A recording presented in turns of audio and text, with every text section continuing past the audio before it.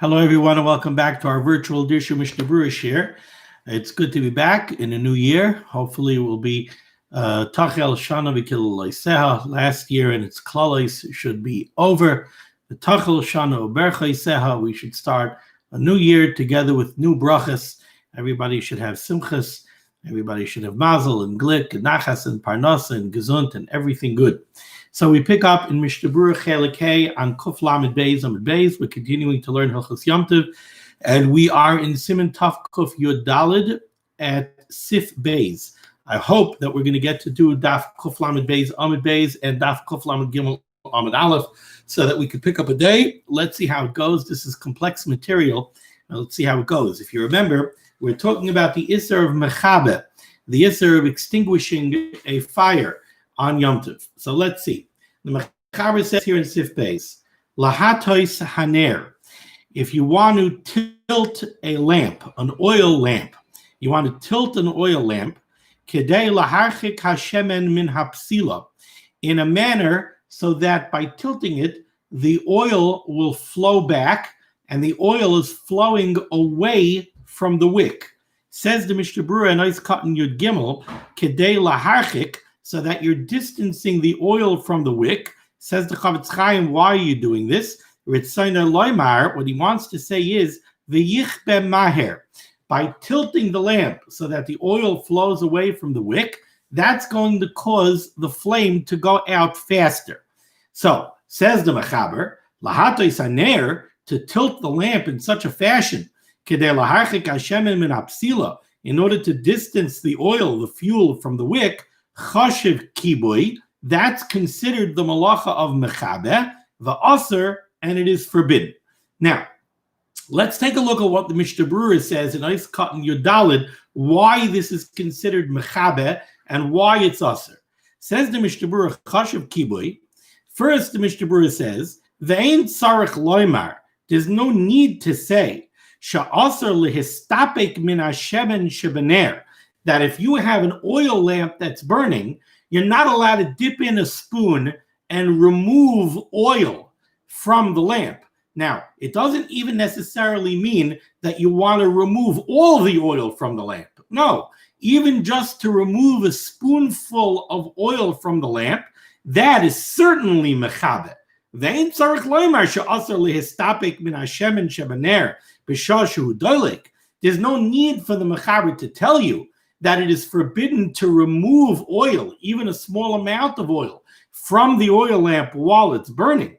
That's certainly aser. Why is it aser? The kevon shemeser shemen ma'at me'aner, because as soon as you remove a small amount of oil from the lamp, al yedei zeh, by doing so, keha oiroi ktsas, the light of the flame will dim somewhat, and that constitutes the Isser of Kivui. So, what the Mishnah Berurah is telling you over here is, you want to know what the problem over here of the Mechaber is? You're tilting the lamp, and by doing so, the oil is going to flow away. Okay, it seems that what the Mechaber is telling you is that is similar to removing oil from the lamp.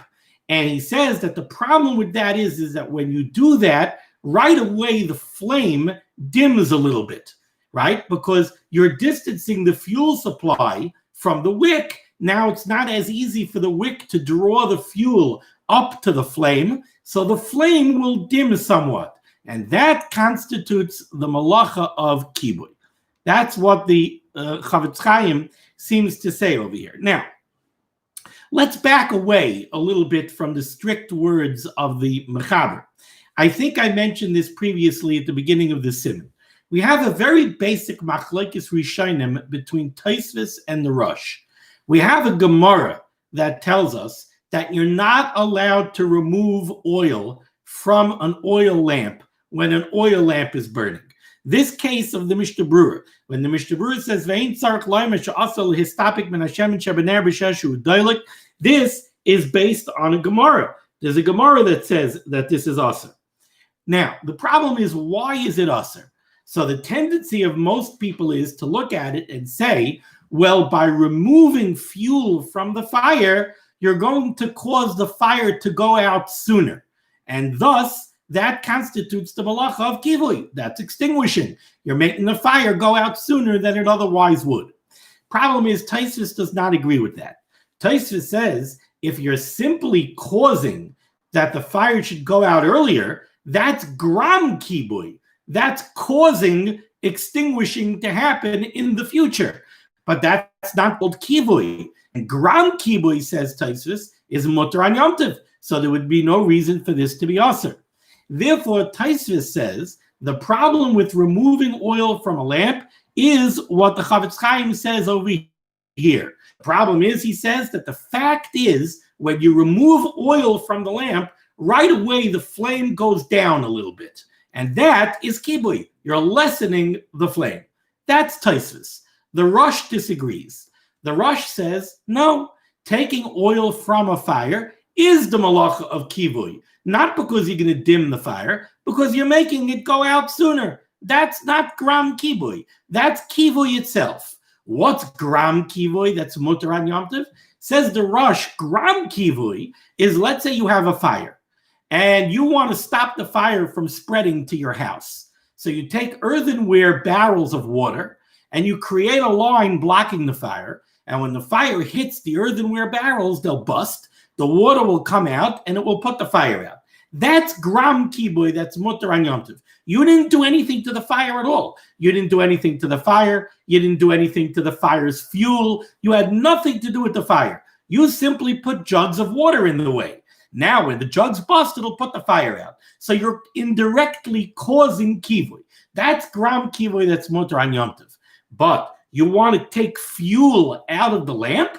Now you're actually taking fuel that was prepared for that fire. That fire had a body of fuel and it was prepared to burn for an hour. You removed the fire's fuel. That's not called gram kivui, says the Rosh. That's called kivui. Now, if we take a look at the Mechaber's case over here, the Mechaber's case over here, you're tilting the lamp. You're drawing the oil away from the wick.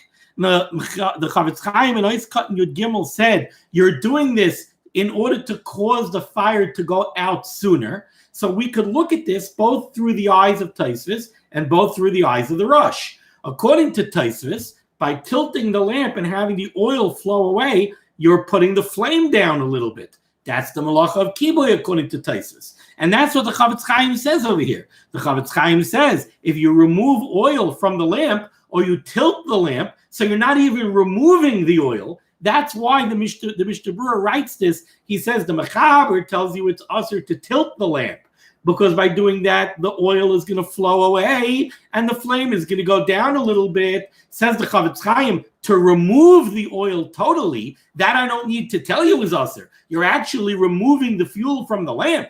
When you tilt it, you're not removing it, you're just distancing it from the wick. But both of those are usher, the Chavetz Chaim seems to say, for the same reason. And he's giving you Tosfos' reason. But according to the Rosh, this is also usher. Just according to the Rosh, it's usher for a different reason. According to the Rosh, the reason it's usher is because you have oil that was prepared for this fire. This fire was prepared to burn for an hour. You're removing the oil, or you're distancing the oil. Now the flame is going to go out faster. According to the Rosh, that's usher. Now, why does the Mechaber give you Tosfos' reason and not the Rosh's reason? That's a very interesting question, especially since we're going to see that the Mechaber seems to follow the rationale of the Rosh. The Mechaber seems to paskin like the Rosh. The Ramah is going to paskin like Tosfos, but the Mechaber seems to paskin like the Rosh. So why is the Chavetz Chaim giving me Tosfos' rationale in the Mechaber and not the Rosh's rationale? I think the reason for that is because the Chavetz Chaim is going to feel that we paskin like the Ramah. So the Chavetz Chaim is telling me, halakha l'maisa, you want to know why this is usher? This is usher. Don't think it's only usher according to the Mechaber that paskins like the Rosh. It's usher according to us who are going to paskin like Tosfos also. It's also usher because the fact is you're lowering the flame. Okay. So far, so good. I hope you could follow all that. I hope I'm clear. Now let's go to Mishnah Berurah Ois Katan Tezvav. Mishnah Berurah Ois Katan Tezvav makes a little bit of a zaitika point. He gives you another case. The Chavetz Chaim, the Mechaber said that this is aser. Says the Mishnah Berurah Katan Tezvav aser, v'chatichais chelev. That's my car alarm. Okay, well, they shut it off. Thank you. Okay, v'aser. Says the Mishnah Berurah, v'chatichais chelev. If you have chunks of fat, so you're using to burn your fire, you're not using liquid oil. You have hardened, solidified chunks of fat. And you have a wick that's sitting in a keli, and maybe the wick is pushed into one of the chunks of fat. Now, as it burns, the fat is going to melt. The wick is going to draw up the fat into the wick. It's going to burn it. Eventually, each chunk of fat is going to fall in line with the wick, and eventually each chunk is going to serve as fuel for the wick. But right now, the only chunk that's serving as fuel is the one that the wick is attached to. The other chunks that are not attached to the wick, they're not serving as fuel at all. Therefore, says the Mishnah Berurah, if you have chunks of fat, oishava or solidified wax, hamunachais bener, and they're sitting in a lamp, but they're now attached to the wick.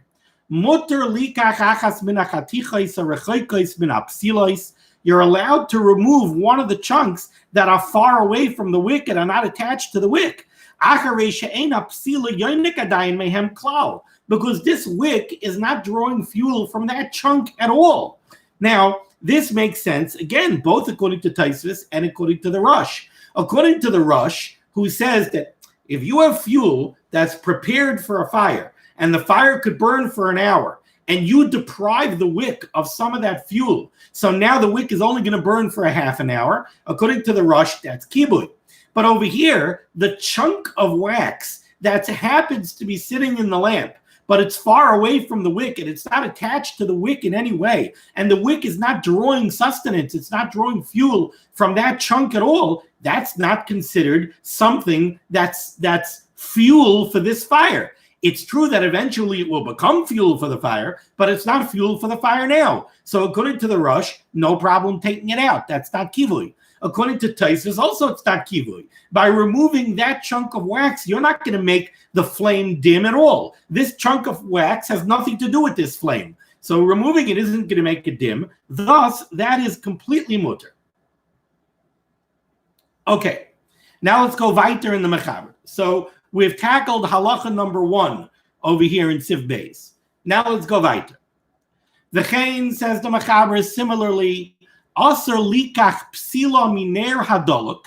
You're not allowed to remove a burning wick from a lamp. So you have an oil lamp, there's a wick, it's burning. You want to take a tweezer, you want to remove the wick. And now maybe you're going to put it into another lamp while it's still burning. It's not going to go out instantaneously. After all, the wick has some fuel, it has some oil absorbed in it. So if you take a tweezer and you pull it out, it's not going to go out immediately. Maybe now you want to put it into another flame. Maybe you have another lamp over here that has more oil in it. So you want to stick it in here. Or maybe this lamp is in this room and you want to move it over there to the other side of the room. So you want to remove the wick. Says the Mechaber, no. The Chain also likach psila miner adolok. It is forbidden to remove the wick from a burning nair. Afilu litna b'ner acher. Even if you now want to put it into another nair. So you're not going to put it out. You're going to allow it to keep on burning. Still, this is aser. Why is this aser? Says the Mechaber, shaharei kishamoitzia. As soon as you remove the wick from the nair, miyad hu mechabe oisa. Immediately you are, and I'm translating the words of the Mechaber, immediately you are extinguishing it. Now, certainly the Mechaber does not mean that as soon as you remove the wick, the flame is going to go out. If it's true that as soon as you would remove the wick, the flame would go out, we wouldn't need the Mechaber to tell you that that's the malacha of kibui. Of course it's the malacha of kibui. What the Mechaber is telling you is, even though the wick is not going to go out the instant you remove it from the lamp, and if you're putting it into a new lamp, indeed it's not going to go out at all, it's going to keep on burning, still by removing the wick from the lamp, you are doing the malacha of kibui. That is miyad hu mechabe oisa. Immediately you performed the malacha of kibui on that wick. Why is that? Let's take a look at the Mishnah Berurah. Ais katan tezayin, miyad hu mechabe. Immediately you have performed the malacha of kibui. What the Mechaber wants to say over here is, and again, The Chavetz Chaim is going to go with Taisvis. Shemismayit oira al kalpanim v'chashiv kibui. Immediately upon removing the wick from the nair, the flame is going to dim. The wick no longer has a steady supply of fuel. And by removing it, now it's automatically not drawing the fuel up the same way it was before. So right away, the flame is going to dim. According to Taisvis, that's kibui. You did something which is dimming the flame. That's kibui. So the Chavetz Chaim is going over here again with Taisvis. Now, I'm going to leave it with Taisvis for the moment. We'll come back. Let's read the rest of the Mishnah Berurah. Therefore, says the Chavetz Chaim, when you removed the wick from the nair, you dimmed the flame, you already performed the malach of kibui. It's very nice that now you're going to take it and you're going to put it into another lamp, and maybe it's going to go on burning the way it was before. Too late. You already performed the malacha of kibui by removing it from the lamp that it was in. You dimmed the flame. Now, says the Chavetz Chaim, Bamed dvarim amurim. When is this true? That this is a problem of kibui by removing the wick. That's only true That's only true if you're totally removing the wick from the oil. Aval, however, mutter lahaitzi miktsasa ha'elyon chutz lashemen. You're allowed to pull the wick up a little bit from the oil, kedei she'techais ha'or bazeh ha'miktsas, so that the flame should catch onto the little bit of the wick shahaitzi min hashemen that you have now removed from the oil, uteheya psila delekes yafet, so that now the wick should burn nicely. Now, the scenario that the Chavetz Chaim is describing over here, let's think about our Hanukkah licht. That's our experience with oil lamps. We have a cup of oil, we have a wick in it. Now, many of you may have experienced this over Hanukkah. Certainly, if you use floating wicks, this happens. You have a wick in the oil, you light it. As soon as you light it, it burns down a little bit. Sometimes you end up with a scenario where you only have a tiny bit of wick that's sticking up above the surface of the oil. What happens when that happens? You end up with a tiny little globe of flame. It's not a pretty nair, and it's going to burn for 18 hours. You don't want that. So what do? You take a tweezer, you pull the wick up a little bit. By pulling the wick up a little bit, the flame extends downward. It catches onto the part of the wick that you have now exposed out of the oil, and you have a bigger flame. Says the Chavetz Chaim, the Mechaber told you you're not allowed to pull the wick out of the oil. That's only if you're pulling the wick totally out of the oil. But if you want to extend the wick up a little bit out of the oil so that the wick should catch nicely and it should make a nice flame, that's no problem. That's fine. Why is that fine? Because over there is no kibui. What kibui are you doing? You're not extinguishing anything. What kind of extinguishing are you doing? According to Taisvis, are you dimming the flame? No, Adarabah, you're making the flame bigger. According to the Rush, are you depriving the nair of fuel? Are you making it go out earlier because you're depriving it of fuel? No, all the fuel that's here for this fire is going to burn. It's going to go out a little bit earlier because you made the flame bigger, but you're making a nicer flame. You're doing the malacha of havara. Havara is not a problem. Havara is mutter on Yom Tov l'tzarich. So what's the problem? There's no problem here. Now, I said that in the first case, there's a problem according to Taisvis, right? Where you totally removed the wick from the oil because you dimmed the flame. According to Rush, there's also a problem of kibui. If you totally take the wick out of the oil, so obviously the wick is going to burn out in 30 seconds. It's going to burn out. You've totally deprived the wick from its fuel source. So again, this is also according to the Rush too. Again, why does the Chavetz Chaim tell us about Taisvis? Probably because Allah Lamaisa, we pass it like Taisvis. Now continues the Mechaber. The same scenario. You want to expose more of the wick. But the problem is there's such a tiny bit of wick extending over the oil that you have no way to grab it with the tweezers. If you try to grab the part of the wick that's extending over the surface of the oil, you're just going to put the fire out. You have no room to grab it. So what do you want to do? What you want to do is you want to tilt the nair, and that's going to make the oil flow a little bit away from the wick, which is going to expose a little bit more wick. Now you're going to grab that freshly exposed part of the wick with your tweezers, pull the wick up, and then you're going to put the lamp back the way it was, and the oil will flow back the way it was. Now remember, in the beginning of Sif Beis, we said you're not allowed to tilt the lamp and distance the oil away from the wick, because by doing so, you're going to make it go out sooner, and you're going to dim the fire. We said you're not allowed to do that. How about over here? Says the Chavetz Chaim, there's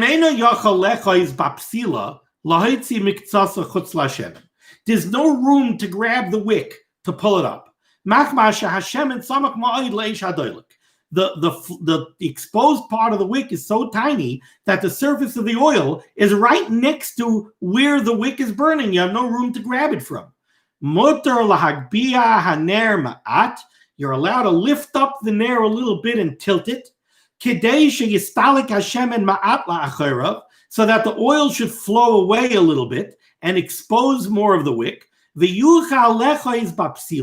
And now you could grab the wick and pull it up a little bit to expose more of the wick, so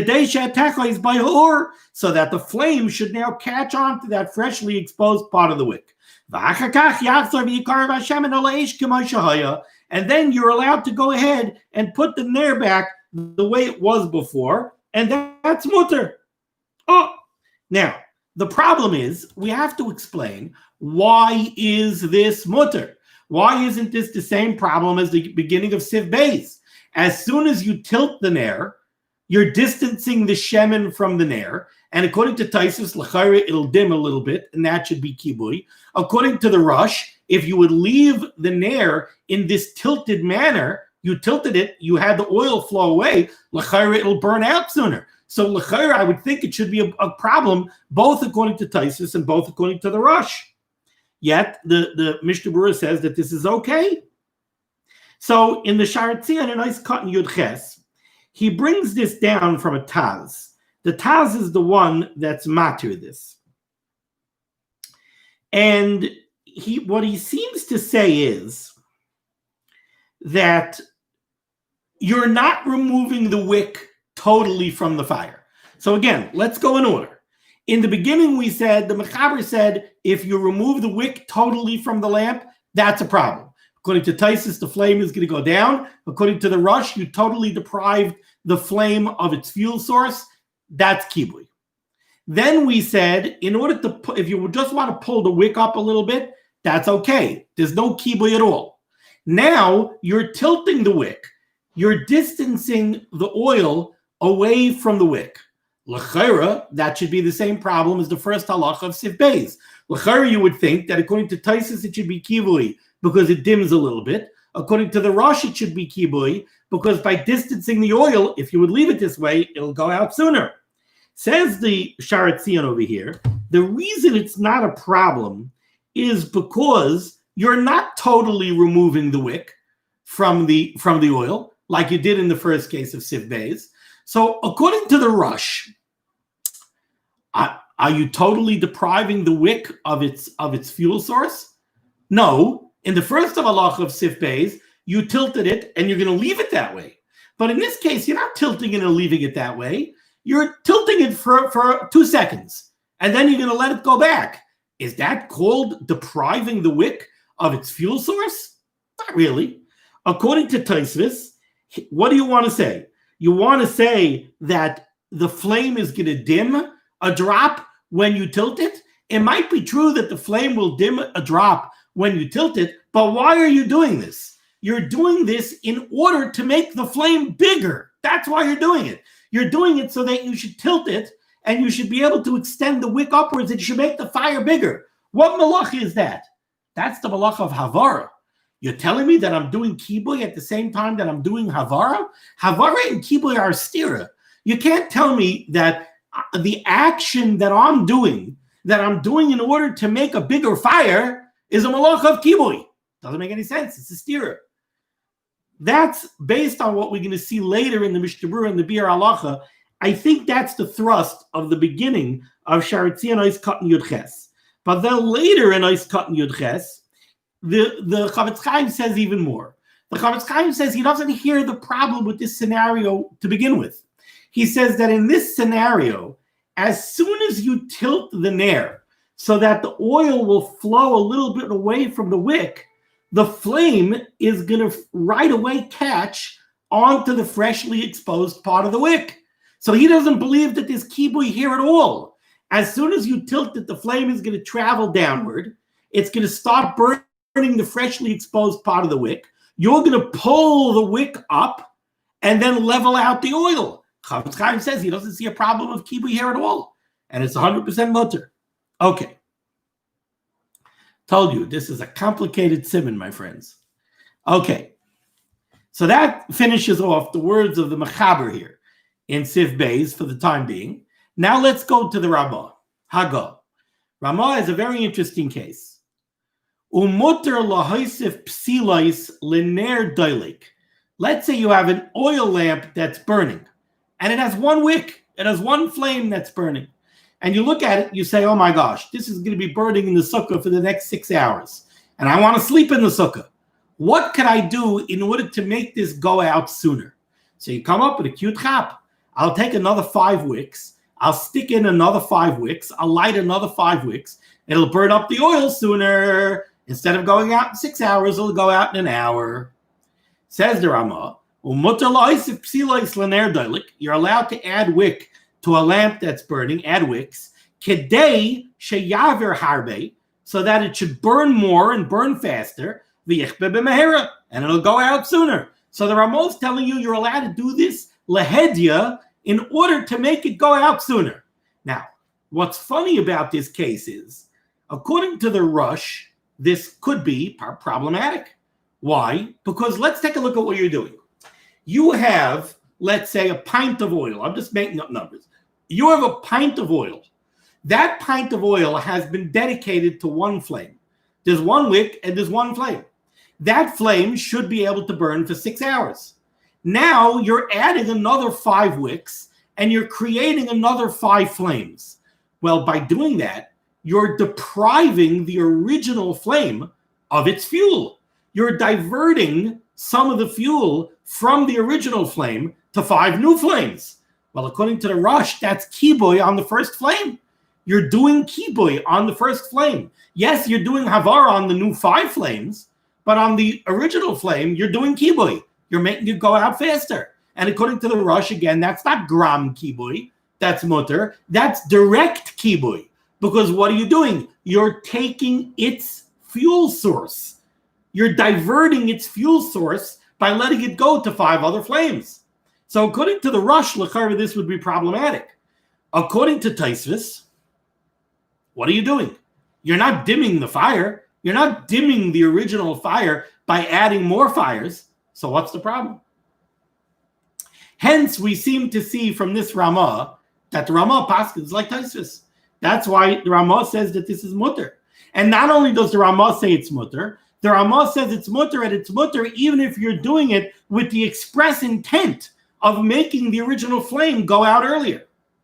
Now let's take a look at the Mishnah Berurah, where it gets a little bit more complex. Says the Mishnah Berurah is cutting Yud Zayin. Lahaisif psilais, you're allowed to add wicks. V'hu adin, and the same din is true. The mutter lichpil ner shava hadoluk. Let's say you have a candle that's burning, and you want the candle to go out earlier. You're allowed to fold the candle, make a U out of the candle.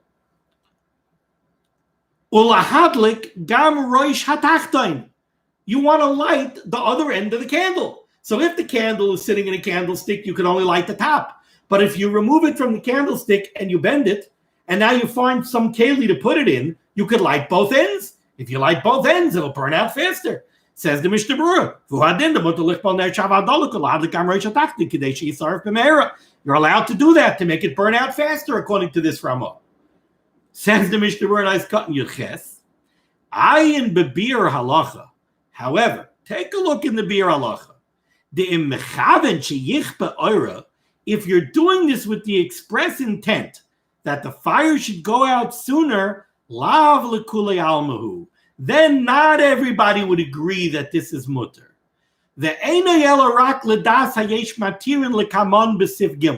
And this would only be mutter according to the Ramah in Sif Gimel. That we'll get to Mir Hashem maybe later today. What's he referring to? So if you take a look at the Bir Halacha, what the Bir Halacha says is not so fast. When we say that this is mutter according to Taisvis, but it's not mutter according to the Rush, like we explained. It's not mutter according to the Rush, because according to the Rush, you're diverting the fuel from the first flame to the other 5 flames, and you're making the original flame burn out earlier than it would have. And according to the Rush, that's the malacha of kibui. However, the Mishnah Berurah is also throwing in a new chiddush over here. What he's telling you is, look carefully at what the Mishnah Berurah says. When is this not mutter according to the Rush? If your intent is that it should go out earlier. But what if that's not my intent? What if my intent is I need more light in the sukkah?